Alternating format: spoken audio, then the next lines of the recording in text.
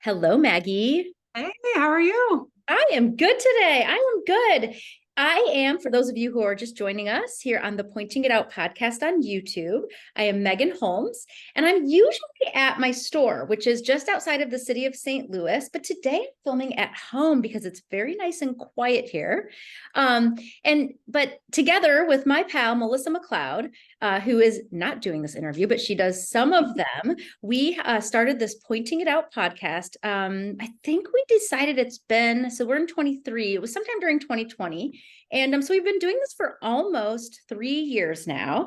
And what we do, if you're just coming to us for the first time, is we find very cool people in the needlepoint industry to talk about all things needlepoint. And today I am super excited to have Maggie. Typically, I would use first and last name, but I'm not going to lie, girl. Your last name stresses me out. I'm So gonna jump into introduce that. yourself for me, would you? Sure. My name is Maggie Boroujerdi. Boroujerdi. Boroujerdi. You skip all the French? vowels. French, Armenian, Azerbaijan. Yeah. Azerbaijan. Okay. So, yeah, I know. So, and I am the owner and founder and designer at Love MHB Studio. And I'm going to take a wild guess and say that MHB might be your initials. It is. I gave my oldest daughter my middle name of Marie when I got married, and I took my maiden name as my middle name for Heck. So Heck. From Heck to Boroujerdi. That was a bit of a turn, but that's all right. So Love MHB and Love MHB. The way that I was introduced to Maggie was via Instagram, which is a kind of the way a lot of us kind of connect in the needlepoint community.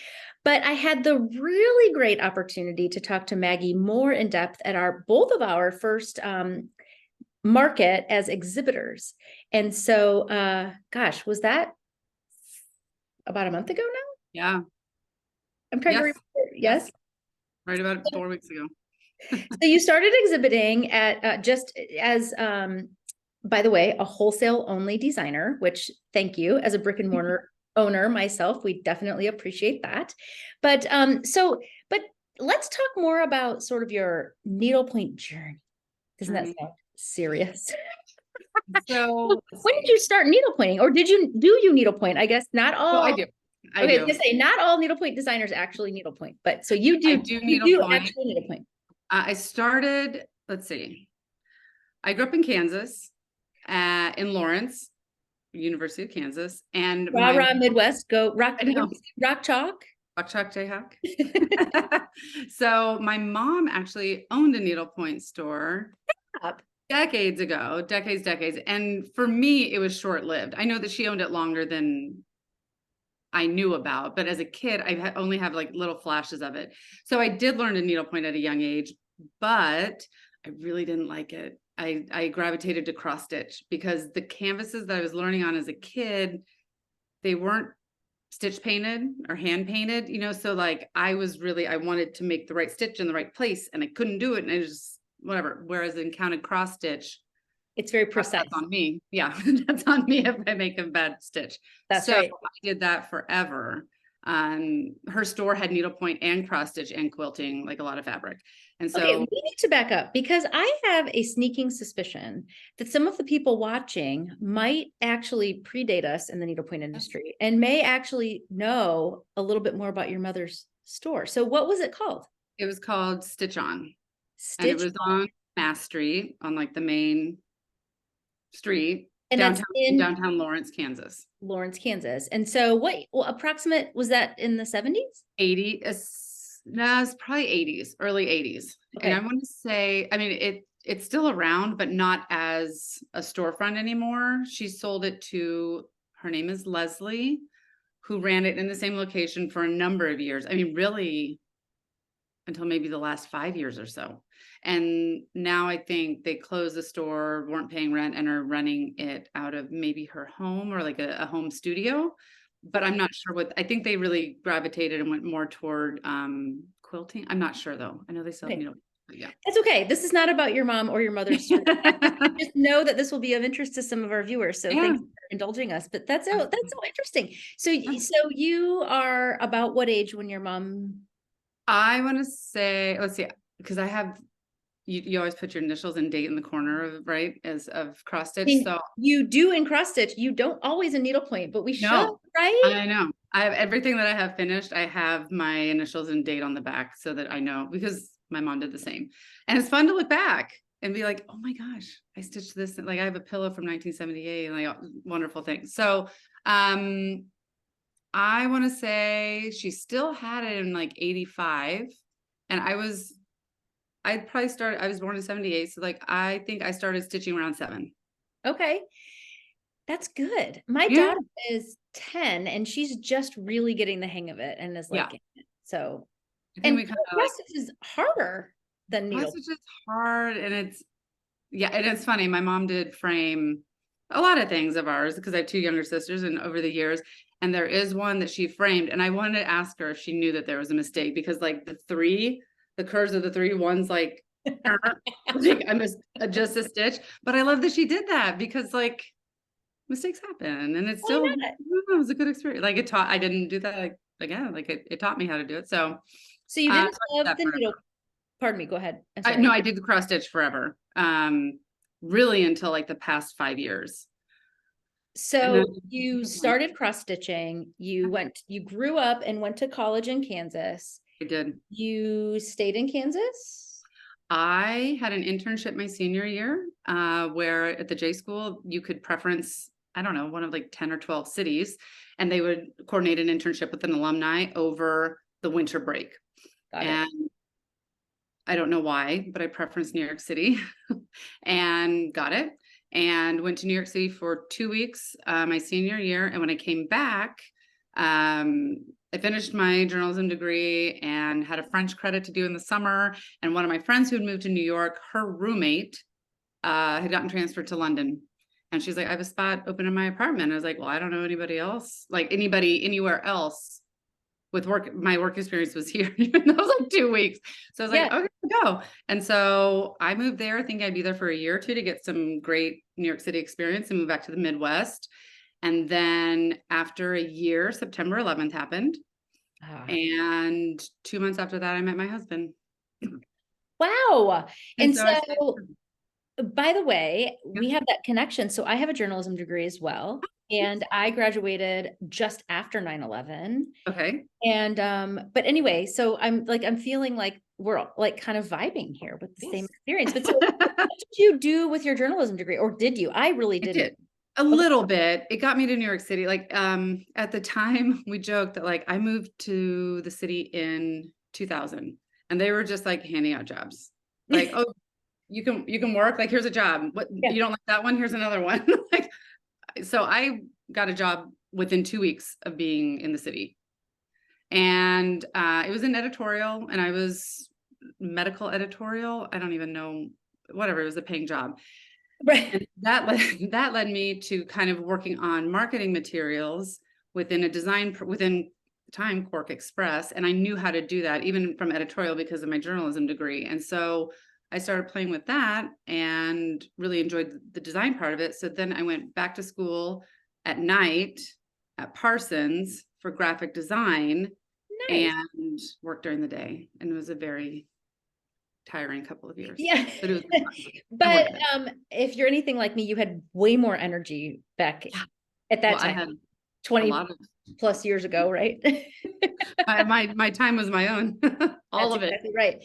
So you said you met your husband, who is he from the East Coast? Is that? He's from the Boston area, and he worked in finance, and we were both, I mean, I was working in design in the city and he was working in finance in the city. And that was a great place to be for both of those industries.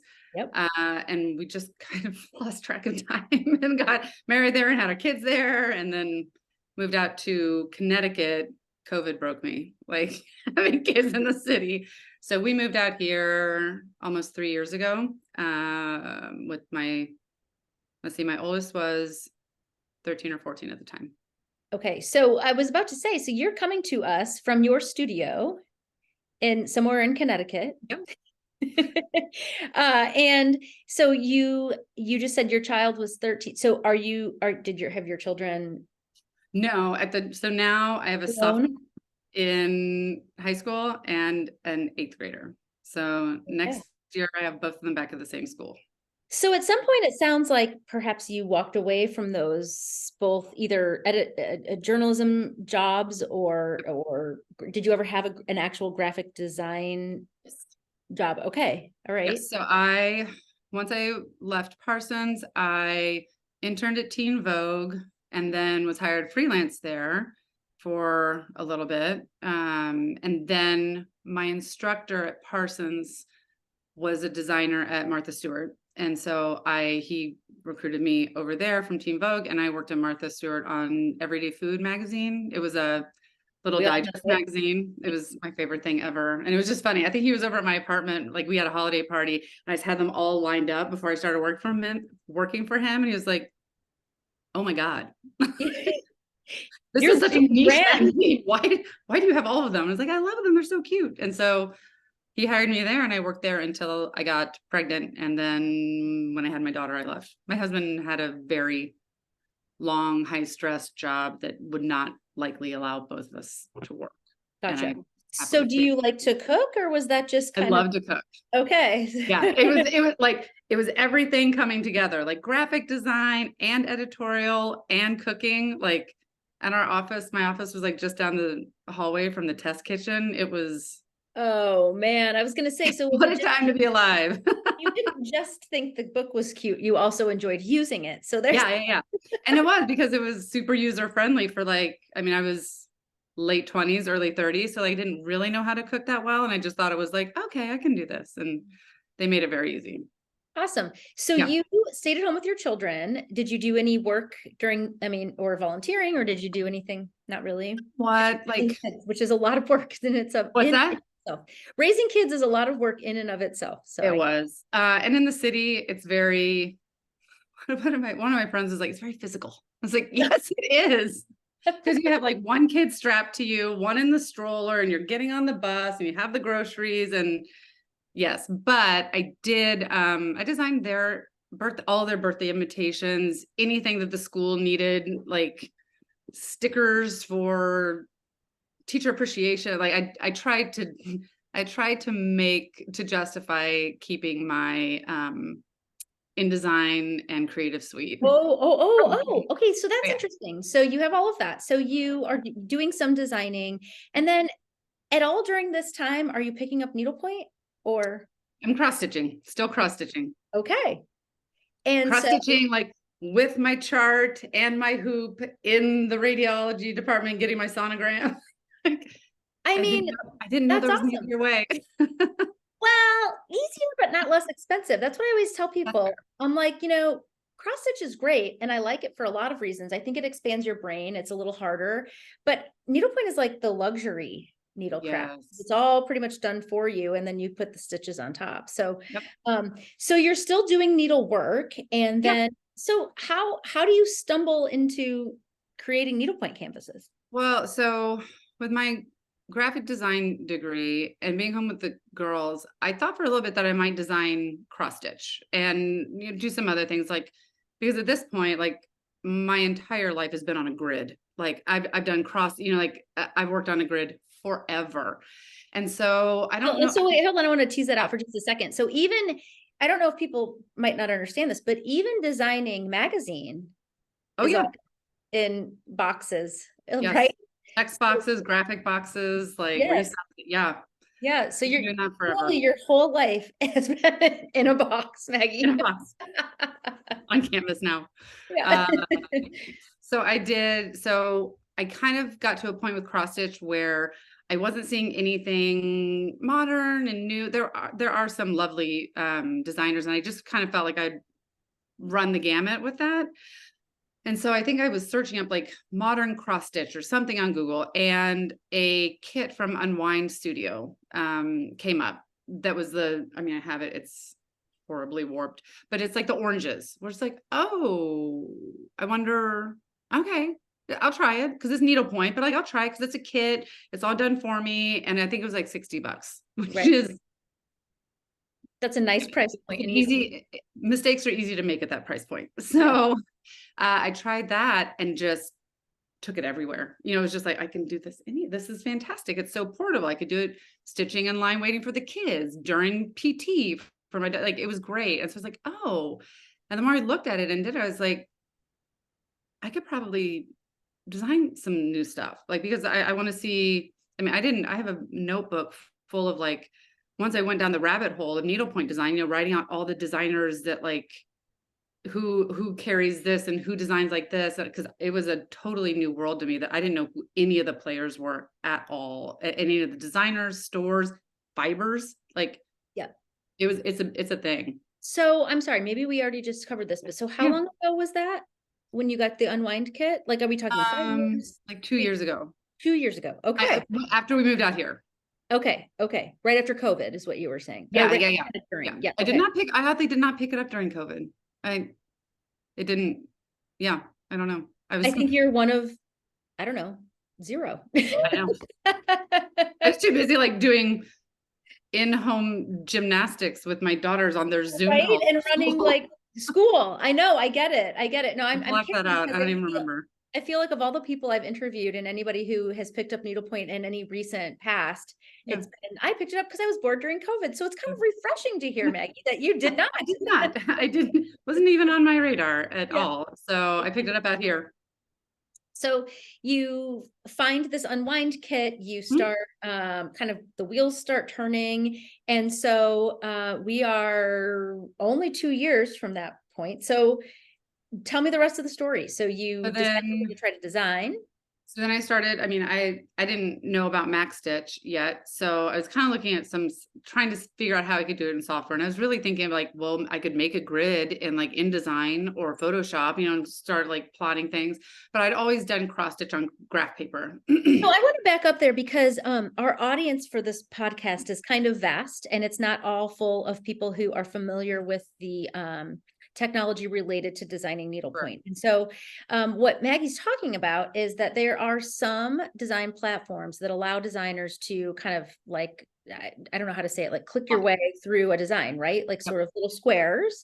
And so when you say MacStitch, that's kind of a widely used product among a lot of, I can say more modern designers. I mean, a lot of the people who've been in the industry for a super long time are literally paint to canvas, charting things out and whiting things out and doing that. And some people draw something on a piece of paper and trace it. But what you're saying is your process really is using software. Is that fair? Okay. I started using graph paper. Oh, and then, I mean, because I use that all throughout cross stitch. Yeah. So I have that, and it got very frustrating erasing and like all the time. And so once I found MacStitch, which there are a lot of, MacStitch is a desktop program. So I do it on my computer. A lot of people have their apps and other things that people use on iPads with Apple pencils and things, but I'm still drawing with my trackpad on MacStitch because it's intuitive for me. Oh, that's interesting. So that's just kind of how you're used to functioning as far as graphic kind of design setup, I guess, is a so I do that. I mean, I have things in my head of how I want them to look, and then you have to see what the capabilities are when you work in a grid. And sometimes they work and sometimes they don't. So I start with MacStitch, and then I can take the magic eraser and erase it all and start over, or erase that dot or that intersection and go from there. So you've never, I think what I'm hearing you say is you've never used any other media for art. So you're not a painter, you're not a sculptor, you're not, it's been fiber art and it's been media art, electronic media art, excuse me. Sure. I mean, screen print, anything that we did in design school, like screen printing and those things, sure. But like for the most part, I've worked on the computer and I guess not painting. No, pretty much the computer. Do you paint your masters then? Or is it all electronic? You do. Okay. So talk to me about how you start designing and then you're like, well, wait a minute. I want to see if this works, or I want to know what color I'm putting on the canvas. Is that kind of how that process goes? So I paint mostly from bottled color. Like I can mix my own colors, but they're unreliable. And I almost always mix too little so that I can't I get halfway through a design. I'm like, well, the rest of it's going to be a lighter pink because I didn't. So use your imagination. I paint my masters mostly so that I know, like, technology is only as good as the user. And I am copying and pasting, or like a lot of my designs are symmetrical. So I design like one side of it and then flip it and, stitch it together, or, glue it together on the screen. And when you do that, sometimes you miss a stitch or a couple of stitches or a section. And I like to paint it because I take a screenshot of the design, print it out on, like, I have a binder of my printouts, and I paint it. And then I can see, like, oh crap, like he's missing half his mustache, which you can see, or, or especially when you send the files to the painting houses, you want to make sure that all of your colors are right. And like, that's why I paint my masters. And also just so I can see the size and see that what I see here is what I want to see here. Gotcha. And yeah. So something that I'm going to bring up that, so when we were at market, Julie and Megan took a great liking to your designs and to you as a person.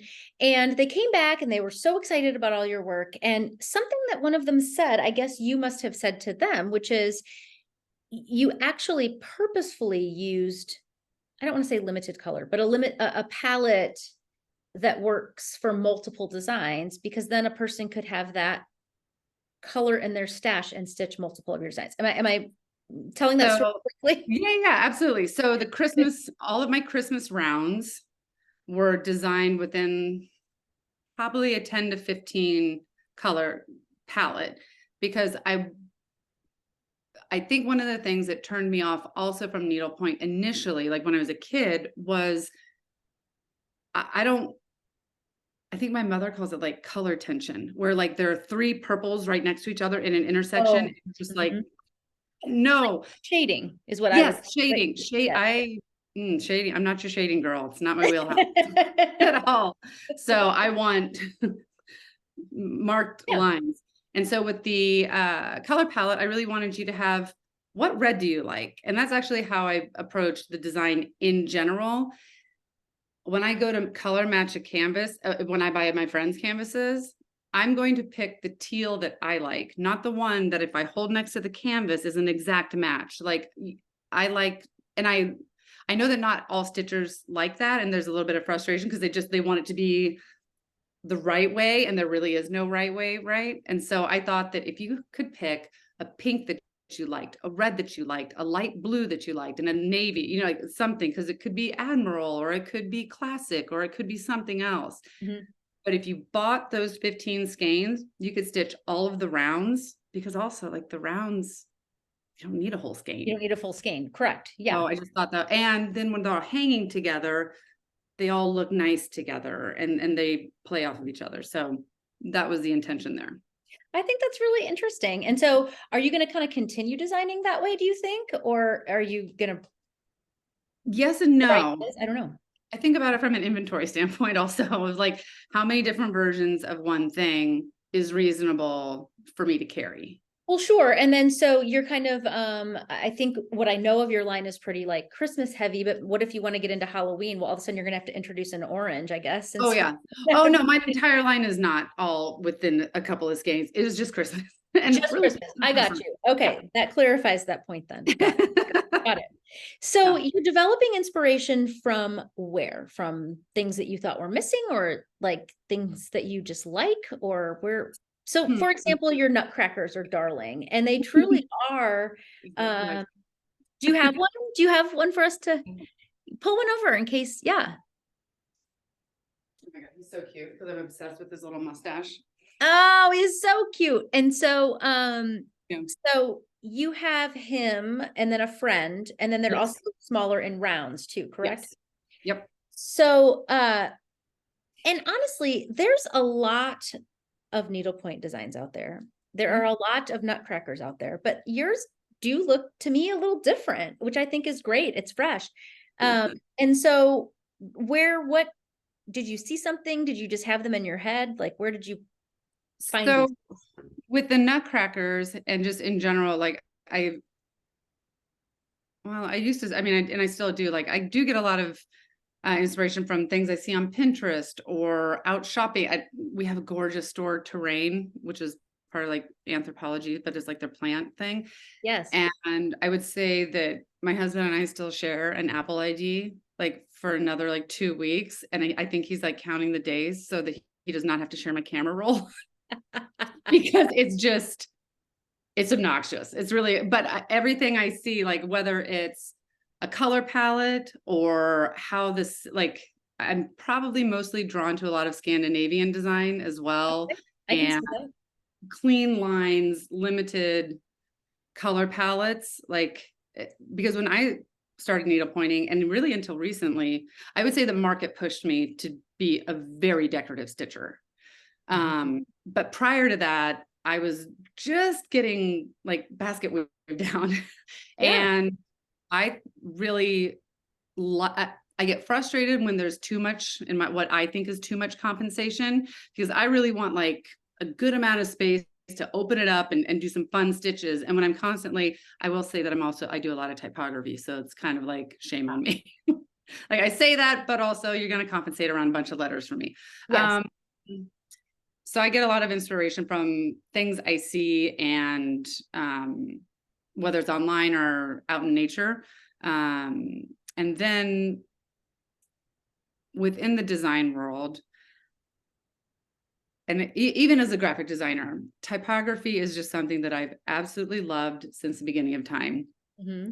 And it's hard to do it well on a grid. Yes. And I take that responsibility very seriously. So Yeah. I don't want to push the boundaries too much with type. So that's something that if I can't do it right, and I can't, I don't know what the word is, be authentic to the type designer, the integrity. If I can't maintain the integrity of like the letter forms, then I'll move on to something else. Or so. When you're talking about typography, I think Yeah. what people might not understand is what you're talking about is a font Yeah. on the needlepoint canvas. And so, to your point, like sometimes scripty fonts don't do what they're supposed to do on a grid. Yep. There's a lot of fonts that we see. So we get asked to do painting on stockings a lot. And so we have kind of our, like a name. So we have kind of our standard fonts that will work, or ones that, are able to kind of draw from. But I think you're right. It's hard to come up with new ideas in that typography space, because there's only so much you can do. There's only so much you can do In different amounts of space. And also, are you designing mostly on 13 count, or yes. I have almost everything on 13 count, 2 or 3 18, which you'll get a kick out of this. The very first thing I ever designed was on 18 mesh. The very first thing I ever painted was on 18 mesh. Do you have it? What is it? Oh, it's right here. I want to see it. It's because, okay. Oh, it's so cute. It is, but I just was like, oh, I can do this on 13 mesh. Because because it's so relatively simple. It's just straight. Yeah, you don't need a whole lot of design detail. Is that in your line? Yeah, in a different colorway. Yeah. I was gonna say, I don't recognize that. How Yeah, cute. no, I did it in the I called it the classic color palette. This was the kind of fun and funky one. But yeah. So once I figured out, like, this is probably easier because it's a sans serif, like it doesn't have the feet. Correct. And stuff that can get in the way of a grid that's not so friendly with the grid. So the other typographical designs that you have would be those that are the coasters, like with the I have those too. Eperol and the right. Am I okay? Let's see them. Oh, have you got them finished also? Yeah. Oh, you. They're so cute. They have this little acrylic foot. Oh, cute. And then you can then actually take it off. Yeah, and then it fits. What a great idea. So yes, so this is Mark. a great example of like, this is the size that this has to be. I can't go much smaller on these letters. Yes. Otherwise, this bubble on the R gets funky, and the S, especially right there. So that's what I mean when I say the type typographical integrity. I wasn't sure if I was making up a word there or if that Slow down really for a was a second. word, but Yeah. either way, the typography on your design. So show those again. So you've got Rose, Spritz, Marg, Cute. That's- Oh, This one seems to be a little bit obscure. I'm a big fan of Pims because it's just, once you figure out that it's just a lemonade base, then it comes together very easily. what do you? So is it called a Pim's cup or what? Pims cup. What is in a Pim's? It's just Pim's. It's just Pims and lemonade and fruit salad, basically like a cucumber, strawberries, lemon. I don't know that drink that well, but it's Darling Canvas, so I wish I did know it. It's funny at market, I was polling people. I was like, what do you want to see next? Like what? Oh, and I do have the bubbles was part of the pre-order. So, oh, is that in the small? Okay. Yeah, it's a 4-inch square. Okay. The one that I like is the, doesn't it say Bubbles for Breakfast? Is that the one? Yes. And that's a similar font, I think. Yes. Yeah. Okay. Yep. So you drew some inspiration from kind of like the things you saw around you, things that you thought were missing. You love typography. So tell us about like what's coming next. Like what are some other things that I mean, you don't have to give us specifics. We do love sneak peeks here on the Pointing It Out podcast, but you do not have to sneak anything. I didn't give you a heads up on that. But are you going to kind of continue down your like cocktail thing, or is there a new category, or tell us something about where you're going? I actually have a couple of new categories, and it's funny you say that because I've designed quite a bit in the past couple of days, and I was throwing them into like organizing them in my folders, and it's like, I feel like I need to add to the existing categories also. So I have some fun things. I always think of The Devil Wears Prada because I have a lot of florals for spring. Groundbreaking. Well, it's funny because we joke kind of in the needlepoint industry that we don't really have seasons, but we actually really do. So, sometimes you have to, well, my point in bringing this up is that you have to stitch something so early to get it done and back for Christmas, but people do love stitching in season. And so in the needlepoint, in the brick and mortar world, we do want to start Christmas during Christmas time, even though it's not, the expectation is not that you're going to have that to use during the holiday, but it'll be hopefully for the next year. For the next one. And I do think that when you're designing, you might be inspired just by thinking about the time of year that you'll be displaying it and debuting it and doing all that. So I can understand that as well. And that's in fashion too. They do things so early. Well, fashion and home decor all comes out like earlier, than when. Like you're buying it for your store far earlier than what you're selling it. And you're shooting the Thanksgiving dinner spread July. So like I'm used to it, getting back on the 6-month lead, but we did that for the magazine for a number of years where Thanksgiving dinner is being shot in July, and we're shooting Christmas in, I don't know, August would be too late. Well, August. So it's a push and pull, I think, for me to be designing florals when it's hopefully not snowing anytime soon, but when the weather's changing. So I have some florals coming for spring. I have a couple of things for kids, not for kids, I guess, about kids. Let's see. I do have some Christmas to add. That's what I'm trying to think about now is the timeline. Is like, do I want to do Christmas? I'll probably add some things to the Christmas line for the spring show, but then there's some summer things that I'll probably do as a pre-order because I won't make the painting deadlines. And I feel like I have a little bit of wiggle room with that if they're available to ship in May, then that is one thing that I think it's hard to stitch beach stuff in December. Maybe people like it because they can separate themselves. That would be sort of a poll the audience thing. And I would say that you're probably going to get like 100 different answers. Some people like to stitch in season. Some people don't. Some people like to stitch in anticipation of seasons so that they have like their items finished in time for the season. I don't know. It's interesting. I'm a business owner. You're a business owner, and this business has grown and expanded and changed. And we do have to think about the seasonality or the knot or the inventory management and the I think sometimes people fairly think that our jobs are fun because they are, but there's a lot of there's a lot of pressure and we really have to have more of a business brain. Those of us who are creative and marketers and writers and doing all this stuff, like we also have to like really shift and be more like business people, which to me is not fun at all. There's like planning and cash flow and inventory management and deadlines for things months in advance that you have to like shift brain to do that. Yeah, especially as a creative. My husband, my family compares me to like, who's it, Unikitty and Lego, when she tries to be a business person, puts on the glasses and she's like, business, numbers. But I'm faking it, kind of. Yeah, exactly. Are you buying it? Yeah. Yeah, exactly. Transitioning between those two.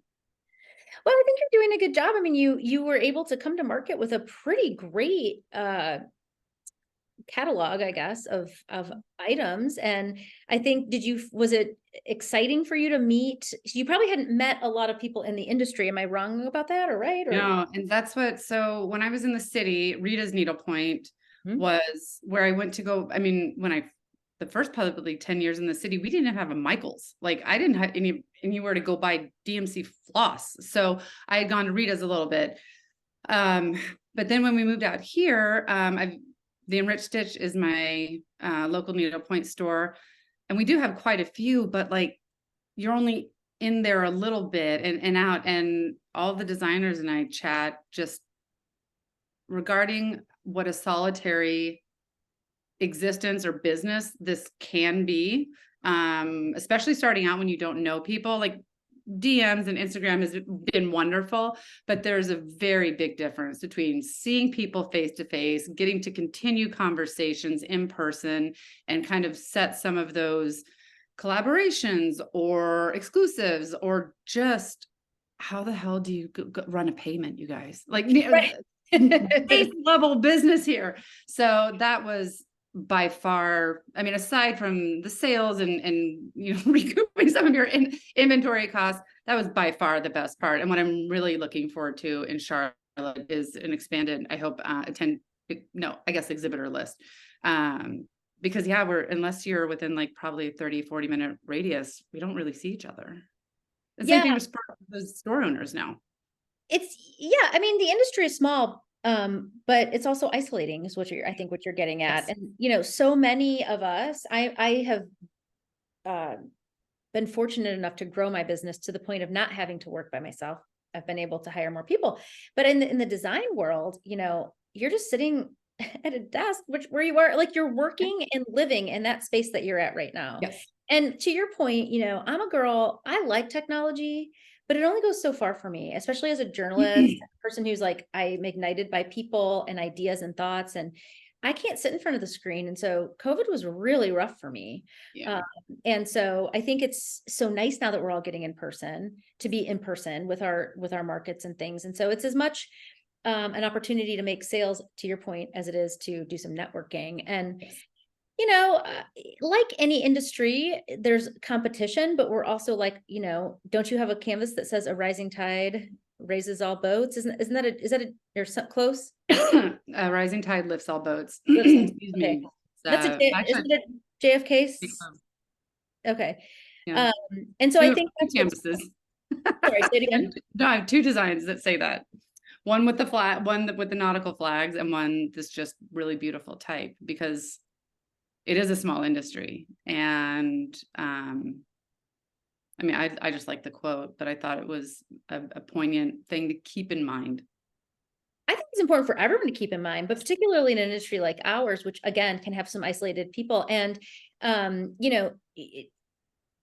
it's okay for us to talk about different ideas, and like you're not, like your designs are way different than the ones that I have through the Stitchery, for example. And there's no reason why we can't like share ideas and thoughts and business plans. And since especially I have no idea what I'm talking about most of the time with business, I'm always looking for somebody that will let me bend their ear about what they know about how to run a business, which is honestly why Melissa and I, who, with this podcast, have had a lot of opportunity to collaborate, because she's more of a business person and I'm more of a marketing person, and I should say financial person and marketing person. And so we're able to kind of collaborate in that way. So are you doing any, a lot of artists do get together and do collabs, as they say now, like, like for example, we have in the store right now, we have a Stitch Rock and Ziggy Stitch's Menorah, and like those are fun things to do too. Is there anything, have you thought of any of those at all? Or is that? I've spoken with a couple of designers about maybe some things in the new year.